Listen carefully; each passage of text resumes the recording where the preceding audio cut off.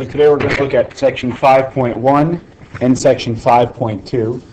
So we're going to begin with 5.1, which is the fundamental identities of our trig functions. So we have some basic trigonometric identities, some of which we've already begun to look at. These reciprocal identities, the fact that cosecant is the reciprocal of sine, and sine is the reciprocal of cosecant.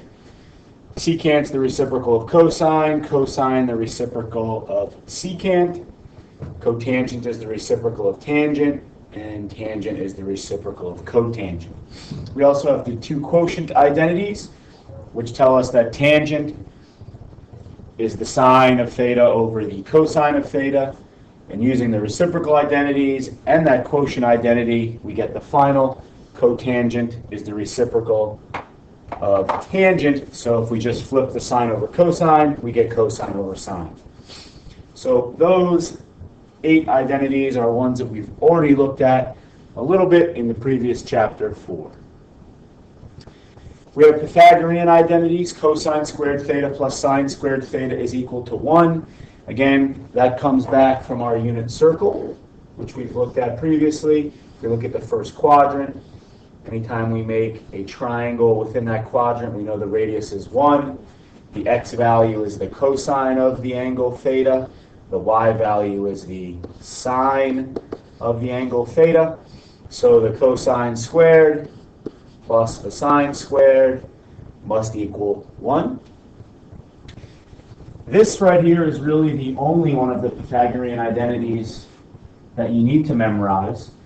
The second two versions here can be found by simply dividing the whole entire equation by cosine or by sine. So if we look at the first one, if we look at this identity here, if we were to divide everything by cosine squared theta, divide by cosine squared of theta, and divide by cosine squared of theta, we have over here cosine squared divided by cosine squared gives me 1. Sine squared divided by cosine squared gives me the tangent squared theta. 1 over the cosine squared gives me the secant squared of theta. Then if I was to go back and divide everything by sine squared of theta instead, so if I divided this by the sine squared of theta, divide this by the sine squared of theta, divide this by sine squared of theta, now I get this second version of the Pythagorean identity. Cosine squared divided by sine squared gives me cotangent squared. Sine squared divided by sine squared gives me the 1. And 1 divided by sine squared gives me cosecant squared of theta. So again, the only new Pythagorean identity that I would want to memorize for myself, cosine squared theta plus sine squared theta is equal to 1. And I really don't have to memorize it because it comes right back to the unit circle. So using these trig identities, at first glance, you might want to look at this problem here. Find sine theta and cosine theta if tangent of theta is equal to 3 and cosine of theta is less than 0. So at first glance, we might want to say that the tangent of theta is equal to the sine of theta over the cosine of theta. So since tangent of theta was equal to 3, this must tell me that sine of theta is equal to 3 and cosine of theta would be equal to 1. But that's not true because remember the sine value must be between negative 1 and 1. So we have to scrap this idea. Maybe we look at one of those Pythagorean identities. So if we come back to our Pythagorean identities, we're given the tangent value. So which Pythagorean identity here uses the tangent value?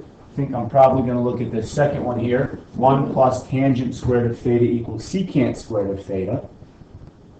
So I have 1 plus the tangent squared of theta is equal to the secant squared of theta. So since the tangent is 3, I have 1 plus 3 squared is equal to the secant squared of theta. So now I have 1 plus 9. I have 10 is equal to the secant squared of theta. So the secant of theta is equal to the square root of 10. Now, it's going to be plus or minus the square root of 10, but since they told me right here that the cosine is less than 0, that means the secant value must also be less than 0. So my secant value is negative square root of 10, which means that the cosine of theta is negative 1 over the square root of 10. Okay. Which, if I wanted to rationalize that, that'd become negative root 10 over 10. Now, I found my cosine value. Okay, negative 1 divided by root 10. I have to find the sine value. So again, I can come back to that Pythagorean identity now of sine squared theta plus cosine squared of theta is equal to 1. I can plug in the cosine value. Since I'm squaring it, I'm going to have 1 over 10. So sine squared of theta plus 1 over 10 is equal to 1. So I have sine squared of theta equals 1 minus 1/10. So I have sine squared of theta is going to be equal to positive. Start with positive 9/10. Take the square root, and I have sine squared. Take the square root. So sine of theta is equal to 3 divided by the square root of 10. Again, this should be plus or minus as well because I took the square root. But since the tangent value is a positive 3, and we know that the cosine value was negative, in order for the sine divided by the cosine to be a positive number, I'm going to have to go with the negative part of this. So negative 3 over root 10 will be my sine value. Again, that's so the sine divided by the cosine gives me a positive 3 for tangent. So a negative divided by a negative gives me the positive that I needed.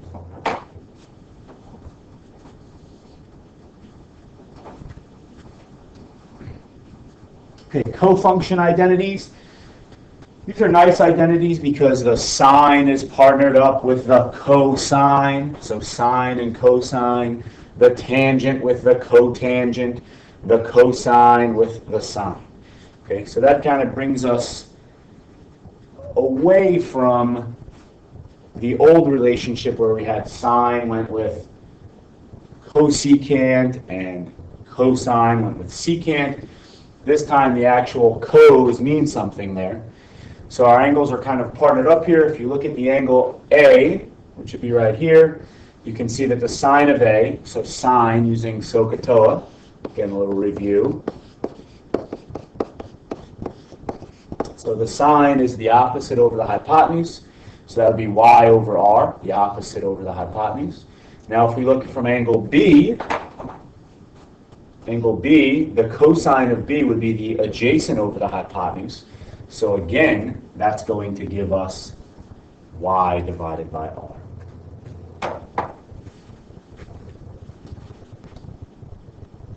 Okay, so here's your cofunction identities. Perhaps a simpler way to remember this is cofunctions of complementary angles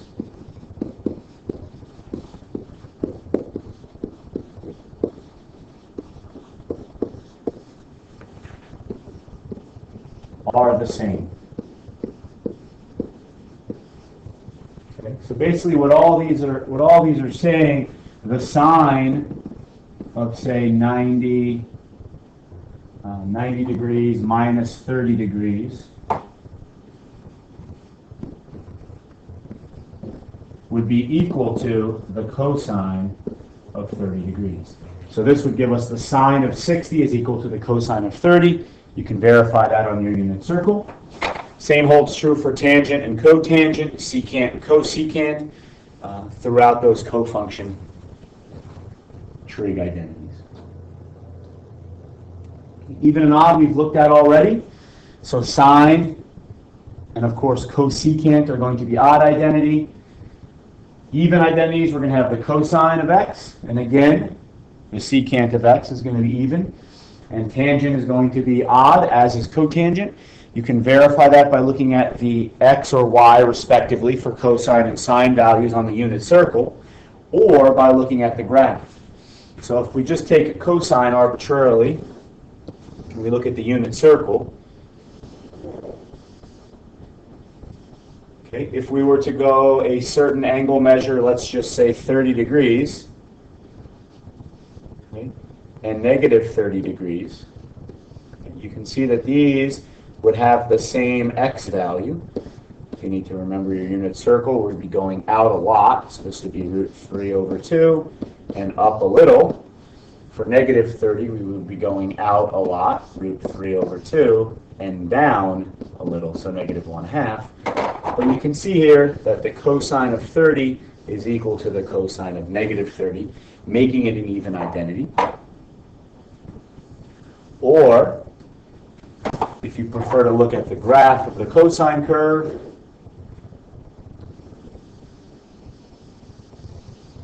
not perfect, let's try that one again.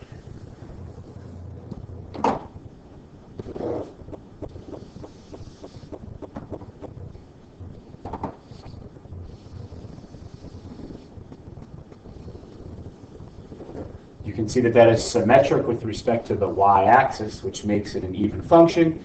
If we were to go out a certain angle measure, we can just make this up, again, 30 degrees or negative 30 degrees, we're going to have the same, in this case, y value. Okay, but remember this is the cosine curve, so we can see that it's symmetric with respect to the y-axis. Okay, solving a trigonometric equation. Find all values of x on the interval 0 to 2 pi. Let's solve sine cubed of x divided by cosine of x is equal to the tangent of x. So we start with sine cubed of x over the cosine of x. Our goal is to solve this much as we would if we didn't have the trig functions in there. So we might look to cross multiply here, so I have sine cubed of x is equal to tangent of x times the cosine of x. Now, depending on how familiar you are with these, we'll now start to see we have sine cubed of x equals tangent is sine over cosine. So now when we multiply that by the cosine of x, those two are going to cancel out. So I have sine cubed of x equals sine of x. Subtract the sine of x over. I have sine cubed of x minus sine of x. Now equal to 0. I can factor. So I can take a sine of x out, leaving me with sine squared of x minus 1 equal to 0. Now we're going to solve that much as we would if it said x times x squared minus 1. So what we're looking at, we have sine of x. We can factor what was inside the parentheses as the difference of two squares. So I have sine of x plus 1, sine of x minus 1. Just as we would if that said x times the quantity x plus 1 times the quantity x minus 1. We set each one of these three factors equal to 0. So sine x is equal to 0. Sine x is equal to negative 1. Sine of x is equal to positive 1. So now we're thinking, where on our unit circle, okay, does the sine value, so does the y value equal 0? This would actually be at 0. And pi. Where does the sine of x equal negative 1? So where is the y value negative 1? This would be 3 pi over 2, where again the y value is negative 1. And where is the y value positive 1? This is going to be pi over 2.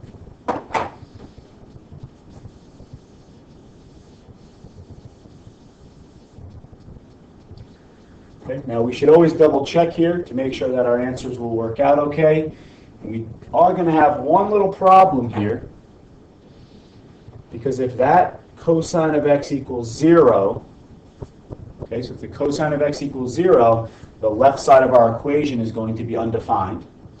So where on our unit circle would the x value be 0? So we would have answers up here of pi over 2 and 3 pi over 2. So we're going to have to exclude pi over 2 and 3 pi over 2 from our solutions. These are going to be extremes. So we always want to double check to make sure none of our answers will cause a problem when we substitute them into our original equation. Okay. Looking at 5.2, this is just going to be an introduction. We'll spend the bulk of our time going over 5.2 and practicing those problems in class. Just to give you a little introduction, general strategies for proving an identity. Couple basic rules. Number one, we always want to make sure we're working on one side of the equation and not both. So we want to manipulate one side of the equation in order to make it look like the other side of the equation. It's typically a good idea to start with the side of the problem that's more complicated, because it's a lot easier for us to simplify something than it is for us to build something simple up into something more complicated.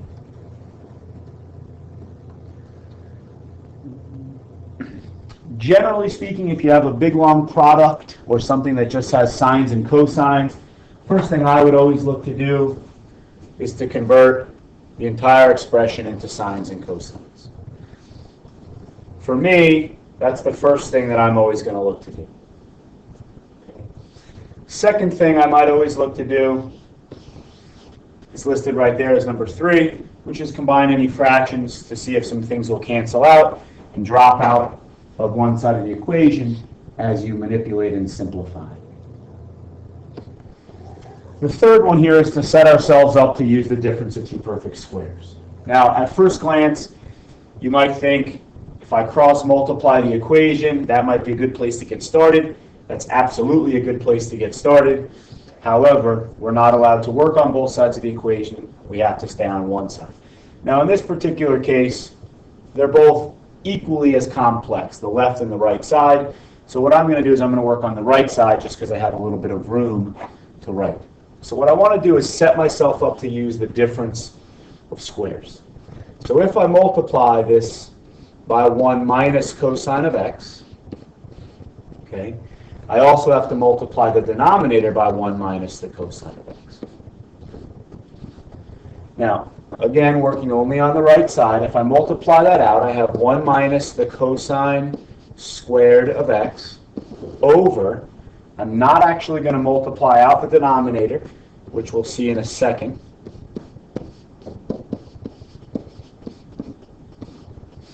Now, why do I want to use the difference of squares? Because it allows me to take that original Pythagorean identity of sine squared theta plus cosine squared theta equals 1. And if I manipulate that,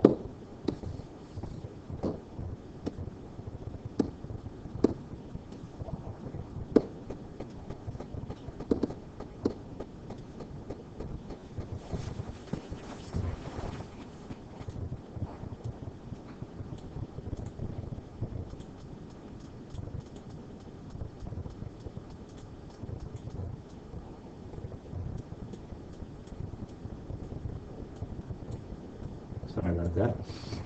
What I can do now is I can take this cosine squared, move it over here, and it become 1 minus cosine squared. So what I get is a helpful variation of this identity, which tells me that the sine squared of theta is equal to 1 minus the cosine squared of theta.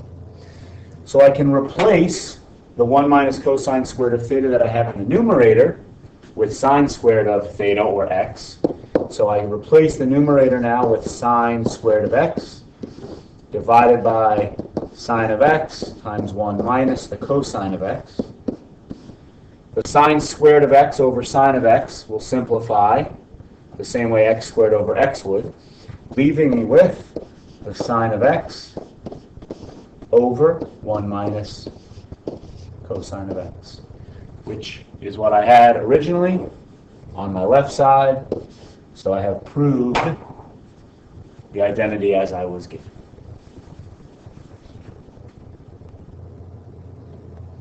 Okay. Again, using some more strategies, using the algebraic identity, this idea, the difference of two perfect squares idea, which we just used in that previous problem, can be very helpful.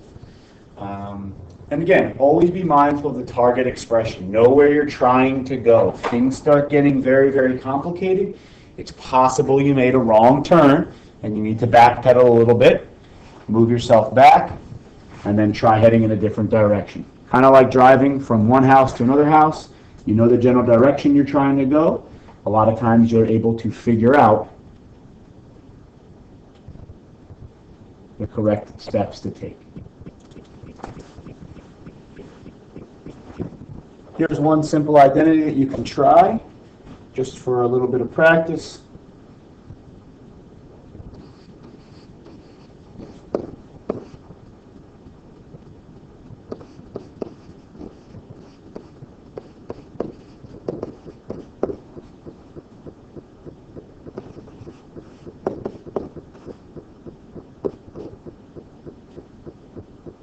I'm running out of room here.